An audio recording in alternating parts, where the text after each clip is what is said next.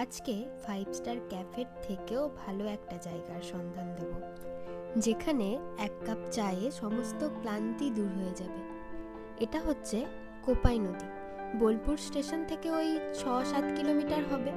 বর্ষাকালে নদীটির রূপ যেন আরও সুন্দর হয়ে গেছে।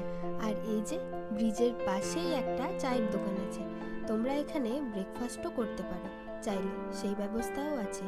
আর চা খেতে খেতে কোপাইয়ের এই সুন্দর দৃশ্য, ব্যাস আর কি বা চাই। তারপর আমরা একটু পাটা ভিজিয়ে নিয়েছিলাম নদীর জলে। আরও একটা জিনিস, এখানে এই চায়ের দোকানটা ছাড়াও আরও অনেক চায়ের দোকান তোমরা পেয়ে যাবে।